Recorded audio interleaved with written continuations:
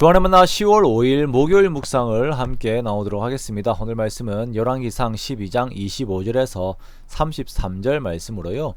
잘못된 시작이라고 하는 제목으로 함께 묵상을 나오도록 하겠습니다.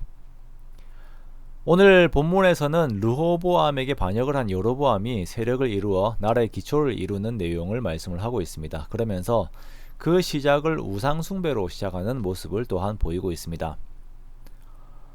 무언가 처음 시작할 때에 선언하는 것은 항상 중요한 것 같습니다. 제가 주안교회 처음 오면서 하나님께서 주신 마음과 방향은 첫째는 하나님께서 저와 함께 하신다라고 하는 그 기도의 응답이었고, 둘째는 예수 그리스도로 말미암아 복음 안에서 교회가 온전하게 서는 것에 대한 그 말씀에 대한 내용이었습니다. 그래서 저 자신을 볼 때, 그리고 교회를 바라볼 때에 이 기대감이 항상 있고, 혹여나 마음의 방향이 틀어진다든지 아니면 힘들어서 지칠 때에도 방향과 기대감이 여전히 자기 자리에 위치하고 있습니다. 참으로 은혜이고 감사한 내용이죠.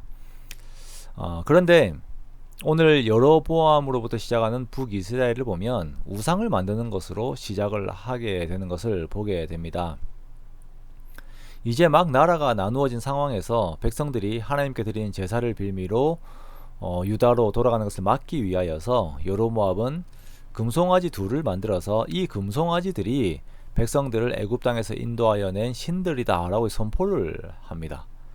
자, 이것들을 하나는 베델에 두고 또 다른 하나는 단에 두어서 백성들로 하여금 금송아지 숭배를 하도록 만들어요. 또한 산당들을 짓고 레위 자손이 아닌 일반 백성들을 제사장으로 삼고 모든 절기들을 유다 절기들과 비슷한 다른 절기들로 만들고 유다의 종교 체계들을 바꾸어 버리죠. 이것이 앞으로의 이스라엘의 역사 가운데 하나님 앞에서의 큰 죄악이 됩니다. 그래서 여로보암이 금송아지를 섬긴 것은 모든 우상숭배의 대표적인 예시가 되어버려요. 자, 그렇다면 왜 북이스라엘의 시작점이 이렇게 되었을까요? 그 원인을 어디에서 찾을 수가 있습니까? 바로 여로보암의 두려움에서부터 이 시작점을 찾을 수가 있습니다. 여로보암은 자기가 이제 막 왕이 되었는데 백성들의 마음을 잃을까 하는 두려움으로 인하여서 이러한 계획들을 생각을 하고 이루어내어 버려요. 자, 이러한 두려움이 올 때에 어떻게 해야 했습니까? 그는 다윗의 행위를 따라서 하나님의 율례와 명령을 지켜야 했습니다. 이미 하나님께서는 11장 37절과 38절에서 하나님께서 여로보암에게 10지파를 주실 것에 대해서 말씀을 하시면서 내 종 다윗이 행함같이 내 율례와 명령을 지키면 하나님께서 다윗을 위하여 세우신 것 같은 견고한 집을 너에게 줄 것이다. 이스라엘을 너에게 줄 것이다 라고 여로보암에게 말씀을 하셨어요.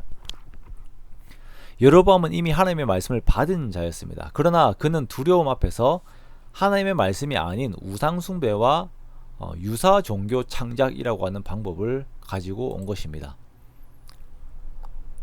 우리에게 주어지는 두려움의 시간들이 어쩌면 우리들의 처음의 시간들이 될지도 모릅니다. 결혼을 해서의 처음의 시간들, 아니 회사에 들어가서 처음의 시간들, 교회 생활을 하면서 처음의 시간들, 혹은 직분을 맡으면서 처음의 시간들이 있죠. 그 시간들이 두렵고 또 위기의 마음들이 들기도 합니다.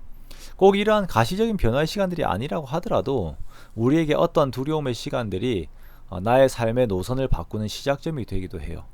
그러므로 우리가 인생의 과제 앞에서 두려움을 마주할 때에 그 자리에서 우리는 하나님의 말씀을 기억하고 그 말씀에 순종하는 태도를 항상 가져야 합니다.